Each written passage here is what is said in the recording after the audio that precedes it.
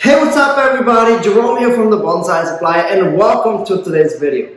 Now if this is your first time coming across this channel and you like bonsai, you are in luck because that's what this channel is all about. Now if you're a subscriber already, welcome back and thank you so much for your support. So I created this tanuki in one of our more recent YouTube videos, and at the end of the video I got a lot of questions saying like, hey, what are you going to do with the deadwood? Like, is this it? Are you not going to do anything to the deadwood at this point, or what exactly are you going to do to preserve it?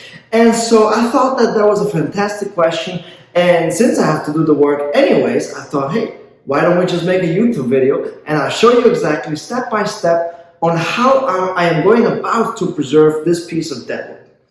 So you may remember that just a few videos ago, probably 2 videos ago, I created this tanuki. And so it has been together for about 6 weeks now.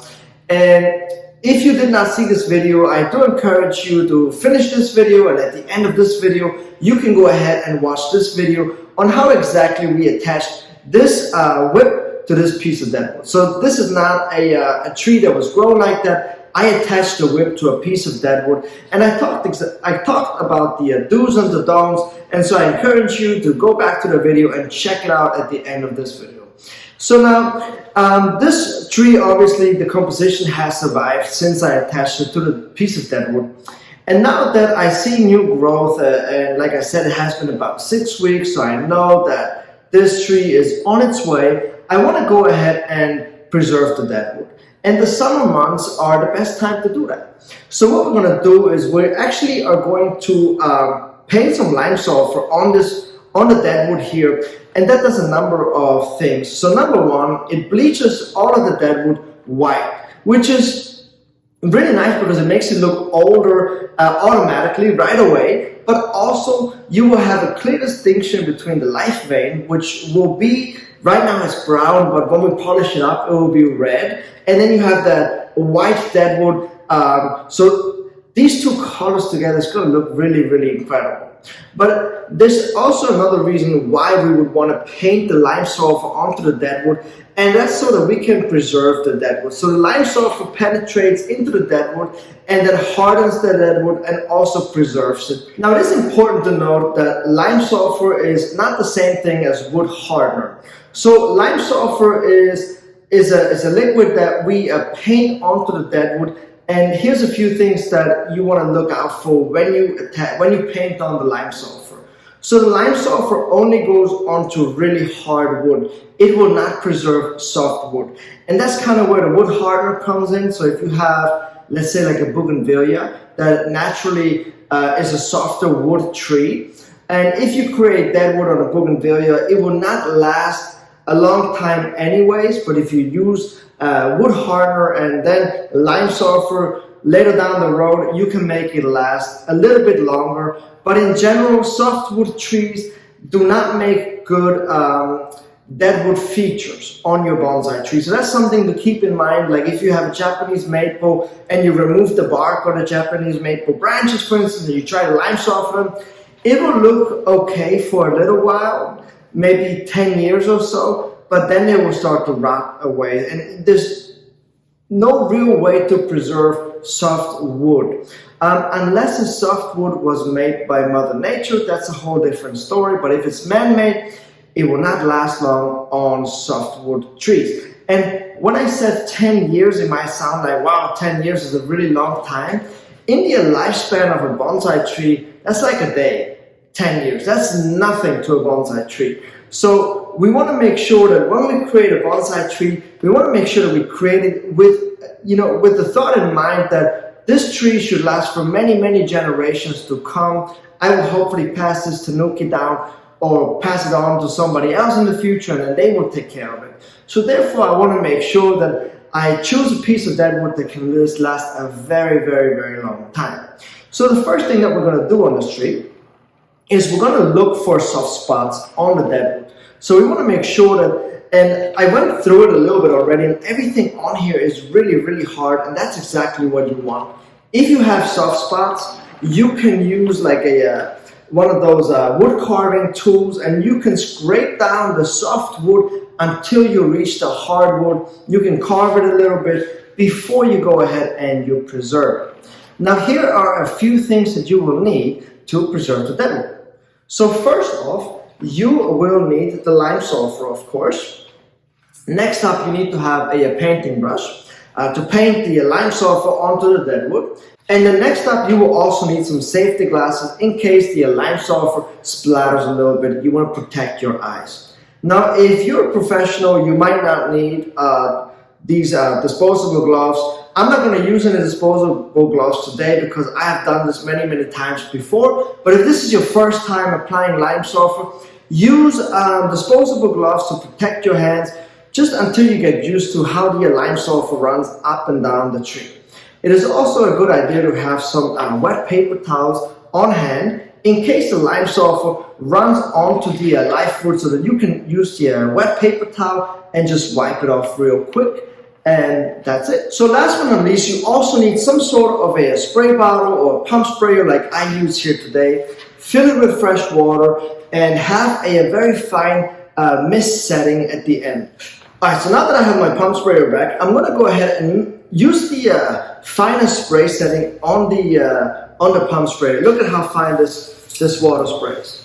And that's exactly what I want. I want to get the deadwood just a little moist. I don't want to get it soaking wet. And like I said earlier, what that does is it opens up the pores of the deadwood, and it really allows for the lime sulfur to penetrate deep into the deadwood.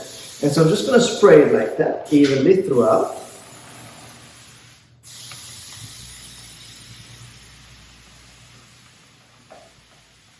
Beautiful.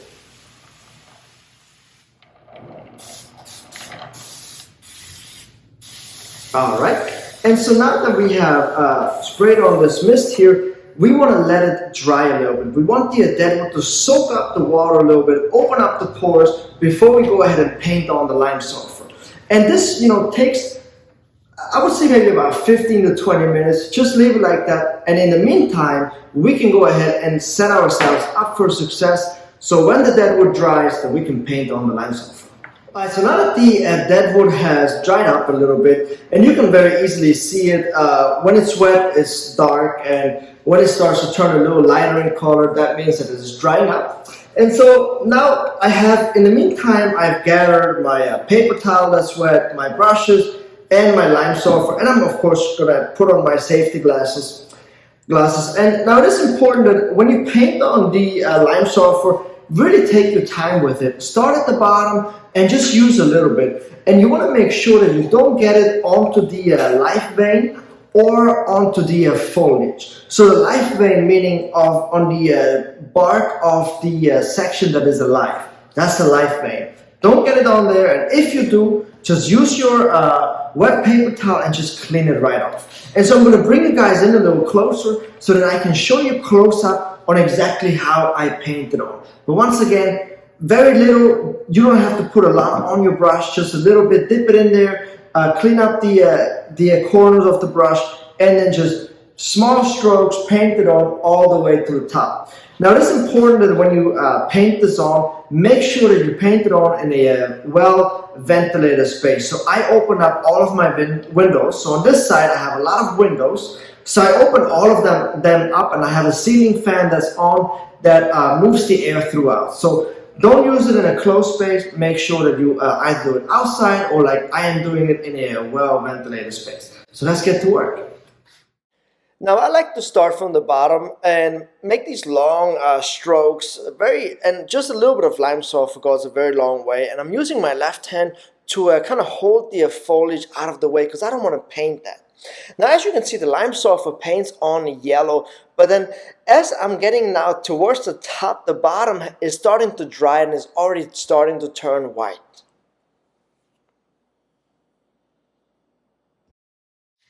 Alright, so as you can see, we still have some yellow on here, which makes it really easy to spot when you have missed a section. So for instance, if you look right over here, I still have some wood section, which means that I missed this spot.